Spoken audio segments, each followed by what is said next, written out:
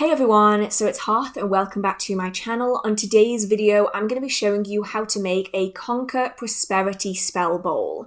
These are designed to help bring in prosperity and abundance for the year to come.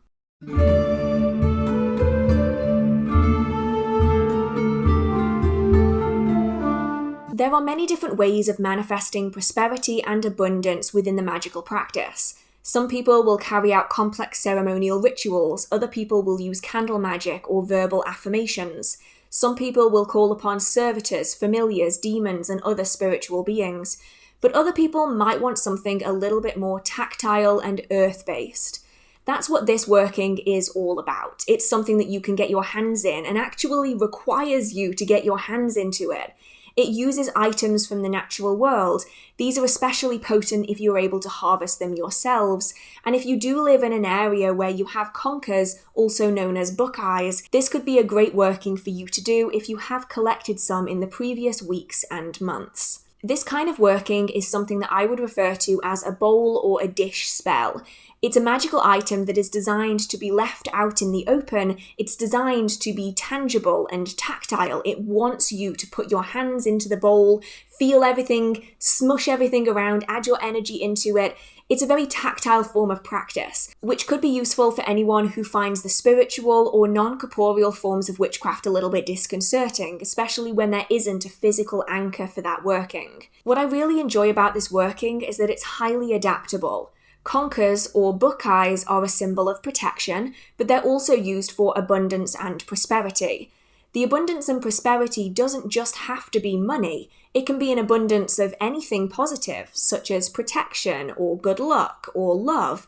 There are so many different things you can adapt this working for, so all you need as a base is a bowl and conkers. Anything else that you add onto this working is going to depend on your intention and your desired outcome. To find out what else you can add into this bowl, there are lots of books out there that go into correspondences, but you can also just do a quick internet search. Magical herbs associated with protection, crystals associated with prosperity in witchcraft is a really good search, and it's going to come up with lots of different options. Which ones you choose to use is going to depend on where you live, what you have access to, and also what you have a connection with.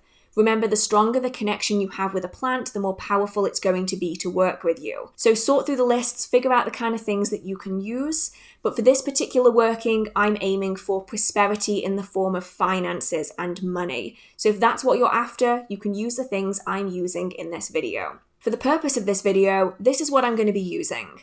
The first thing is a bowl. Ideally, you want it to be a natural material, so something like wood, metal, or stone. You can also use glass if that's what you have available to you. Just bear in mind that you don't want something to be so thin that it's going to break when a crystal hits it, because you're going to be mixing around crystals and stones inside the bowl. I wouldn't necessarily recommend plastic, but it's going to entirely depend on what you have access to. For this purpose, I used a wooden bowl that I got from the supermarket. I'm pretty certain it's designed to be a salad bowl, but it's going to work fine for this purpose. I'm also using conkers. Now, these are dried out conkers. I've collected these over the past few months. You can use as many or as few as you like. I'm just using a large handful, but you can just use a couple, or you can use a bucket full if that's what you have.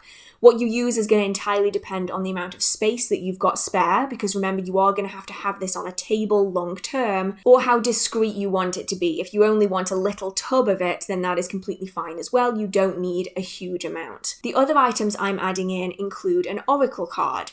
This card is from the Making Magick Oracle, and it's actually the Successful Career card. You're going to want to adapt the kind of card that you're using depending on what it is that you want. It doesn't have to be this card or this deck. Just a card or some kind of representation of your desired outcome. That could be a picture of your romantic partner if you want to amplify the love and the connection between the two of you. This could be a hand-drawn image of some money or the money in the value that you want to receive. This could be a symbol of good luck or good fortune. If that is a rainbow to you or a horseshoe, you can print out a picture of it or draw it on a piece of paper and place it under the bowl. It doesn't have to be a card, but that is useful if you aren't particularly good at drawing or if you already have them available to you. I'm also going to be using some crystals. These include representations of abundance, such as the Venus of Willendorf and a phallus symbol.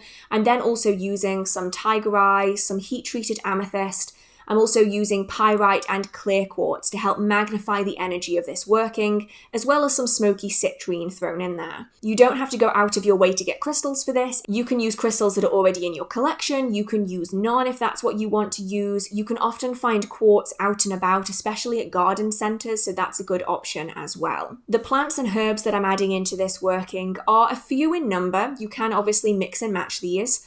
I'm going to be using some oat seeds, as these for me are a symbol of abundance, prosperity, and a fruitful harvest. I'm then going to be using some rose, which is for me a symbol of abundance, happiness, joy. It's also a representation of the full moon and the fruitfulness of that. I'm also using alfalfa, a very green plant that I use to connect with money. I'm also using apple blossom, which is a symbol for me of fertility, abundance, and prosperity, and also some chamomile, which is used for that solar energy, that golden energy of financial positivity.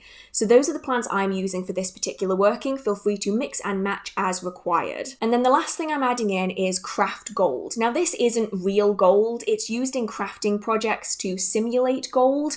And I'm using this specifically because this working is for prosperity. You can add in any additional item that you like. That could be coins, it could be heart-shaped charms, it could be four-leaf clover symbols. Any additional item you want to add in, you can add in, especially towards the end of the working. I'm then also going to be using a dried rosemary stick as a form of cleansing away the energy that I don't want from any of the items. For instance, the bowl I got from a supermarket, and it's probably been picked up dozens, if not hundreds of times, so I wanted to remove any excess energy from that, and for me, I use dried rosemary from the garden.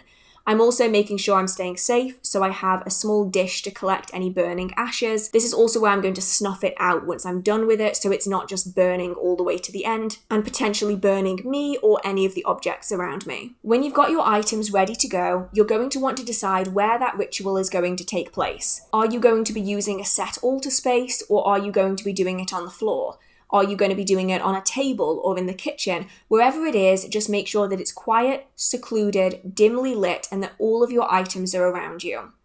You're then going to need to decide whether or not to cast a circle. Now, this is going to vary depending on your tradition. Personally, I don't often cast circles unless I'm planning on releasing that energy all in one go. But because the energy is being funneled into an object, in this case, the spell bowl, I don't need that circle to maintain that energy because it's all being funneled into those items. And also, my home has spiritual protection, and so I don't necessarily need a circle to protect from external influences. If you don't have the same situation as me, you might want to look into casting a circle. I do have a video on that I will link up in the corner. It's also going to be linked in the description box. When you're ready, it's time to get started. This working is using a layering effect. So every item that you add into this working is layering energy on top of what came before.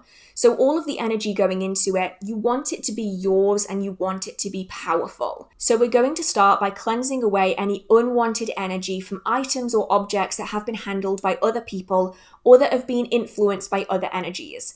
In my case, I'm cleansing the bowl. This is something that I got from the supermarket. It's something that's probably been touched by hundreds of people, and I don't want their influence being added into my working.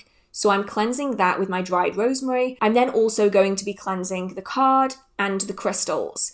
This is because I keep all of my crystals in a large chalice and they're all touching one another. So ideally, I want to separate their own energy from the energy of the crystals around them. So I'm cleansing those as well. If you don't feel the need to cleanse anything, you don't need to. Really go with your gut instinct on this. It's just for me, I felt that it was the right thing to do. Once everything is cleansed, we're then going to start building the energy from the bottom up. We're going to start layering it. Now, depending on how good you are at energy work and energy manipulation, you might want to center and ground, drawing up some extra energy from the earth to power your working. You might not need to do that, but I often find it's particularly useful, especially as a form of practicing and maintaining your energy manipulation skill. When you've got your energy ready, it's time to get started. We're then going to start from the bottom up. So you're going to want to start with the artwork, the drawing, the illustration, the card, the photograph, whatever it is that you're using to represent your desired outcome. You're going to want to focus on this item, charge it with your energy, charge it with your intention, and place it down. Next up is the bowl. So hold that bowl, charge it with your energy. I will often do motions over the bowl, so I will run my hand clockwise around the rim of that bowl, focusing on that desired intention, charging it with my energy, pushing my energy down my hands into the bowl as a way of charging it with my desired outcome. You can speak words over the top of this if you like. You can use movements to represent the charging of the bowl, whatever works best for you. When you feel ready, it's time to move on to the conkers. The conkers, crystals, and other items can be done in several different ways depending on your ability. You can hold them in your hands, but if you don't have the ability to hold lots of small items in your fingers, you can place them into small dishes or even small craft bags or organza bags if that's going to make it easier for you to hold them. Do whatever it is that you feel the need to do. For me, I'm going to be holding them directly. The conkers are the focus point of this working, so if you're going to charge anything with lots and lots and lots of energy, have it be the conkers. These are going to be held, charged with your energy, and then placed at the bottom of that bowl. Next up are the stones and crystals that you're going to be using. I'm separating these by type because I find it easier to work with their energy if they're individual. So I will do the tiger eye, then the quartz, then the pyrite, and I will work through them one by one by one. That way I can really focus on effectively charging them and directing their energy as well as my own. Once I'm ready, I'll add those into the bowl as well. Once the stones and crystals are added in, if you've used any, it's time to move on to the herbs and plants. Ideally, you're only going to want to be using dried plants for this, because this is going to be going on for several weeks or months. What you don't want are your plants rotting while the working is going on, because then you're essentially rotting that intention. That goal is just rotting from the inside out, and you don't want that. So make sure everything is dry going into this. You're then going to want to direct their energy towards your working. How you do this is going to depend on the kind of way that you work with plants. For some people, they work with the spirit of the collective plant. Other people work with the spirit of that individual plant. Some people just work with their general correspondences. So do the charging and the directing as you see fit. For some people, they're going to want to call forth that spirit. For other people, they're just going to want to charge with their energy, focus the energy of the plant into that working, and then add it in. Do whatever is fit for your particular style of practice. I do this with each plant in order. So I'm starting with the oat seeds and I'm ending with the chamomile. The order can be symbolic, or it could just be what's easiest for you. You can add as much symbolism into this as you like. So you can pick a certain number of plants based on numerology if you like, or based off the symbolism of that working. Do whatever feels right. The last thing to go in for me is this craft gold. As I mentioned earlier, it's not real gold, it's just designed to look like gold, and for me this is a good representation of prosperity and abundance in a financial way, in a money way. So I'm breaking this up and I'm adding it into this working. When you feel ready, you can charge the working as a whole to finish it all off. This is the final addition of energy that you're adding into this working. And when you're ready, you can place this bowl somewhere that suits your intention. So for instance, if this bowl is for prosperity, you can have this close to where you work, whether that is a desk, a studio, whether this is by your computer, wherever it is that you do most of your financial work. If this is for love or lust or connection with your romantic partner, placing this bowl in a bedroom is the best option. If this is for protection, you might want to place it near the front door of the home. That way it's offering that protection to the place that needs it the most. Wherever it is that you put it, just make sure it's not going to get knocked over and make sure that you can access it. Every month or so, or even week or so if that's what you feel like, get your hands into that bowl, focus on your intention and turn everything over. You're going to want to be digging your hands into that bowl, mixing everything up, adding more of that energy into that bowl. If the bowl is designed to assist with other people, you can also get their help as well. If it's for protection of family members, you can get different family members to dig their hands into that bowl to charge it with that energy. Just make sure that your hands are clean and dry beforehand, that way you're not adding a bunch of dirt into the bowl. And also, if you can, try to focus on the intention of what this bowl is for a few minutes before you get started. That way you can really imbue your energy into it. These bowls can last months, even a year. It may well be that you want to do this every single year with the Conkers that you gather that year. So for instance, I gathered these Conkers a few weeks ago, and I will probably keep this bowl for an entire year till it's time to next gather the Conkers. When I'm done with this working, I will take out any items or objects that I don't want to get rid of. These could be charms, toy figurines, items of representation that are important to you. I will then take out the crystals, things that I want to cleanse and keep to use again. Anything that's left, such as the Conkers and the herbs, I will then return to the earth. They will naturally break down. In my case though, I will be picking out the gold pieces before I return it to the earth, because I'm not sure how well they're going to break down. What you will be left with is a bowl that you can clean and cleanse and use again, a card that you can add into other workings in the future, and the crystals and stones, if you used any, that you can cleanse, charge, and use again in other workings. I'm hoping that this is going to be a really useful ritual for some of you, especially those who maybe want something a little bit more tactile that you can get your hands in. It could also be good for anyone who wants to introduce children or other members of the family to your tradition. Just make sure that the plants you're using are safe and that any children or really anyone washes their hands after doing this, just to make sure they aren't touching their face or eating any of the herbs, especially if you don't know how they're going to react. So I hope that you did enjoy this working. If you do something similar, please let me know. I would love to know. If you did enjoy this, feel free to give it a like. It means a lot to me and it helps to promote it to other people on YouTube who might be interested in this kind of working for themselves. If you do have any questions, comments, concerns, video ideas, or just want to chit chat with the community, feel free to post it down in the comment section. And if you do enjoy the magical content on this channel or in this video, feel free to hit subscribe. I try to post magical content every single week. With that being said, I hope you're all staying safe. I hope you have a marvelous magical day, and I will see you in the next video. So the daylight is fading fast, so I'm going to try and get this one done as quick as I can, and then I'm gonna have to film again on Thursday. This is the problem I have in the winter. In the summer, I can literally script out 5 videos and I can sit and I can film them all in one day because it's daylight for so long. But in the winter, like right now, it's going dark at like 3:30. It is 3:15. So if it starts getting dark quickly throughout the duration of this video, now you know why. Okay. I'm going. Go. They are 2 separate words. I'm going. Okay. Same again. I need to do the same as it. Forwards, up top of my head, make myself nice and tall. There we go. Shoulders back, but not too far back, otherwise you look like you're straining. Just like upright. Not like a little goblin. Okay.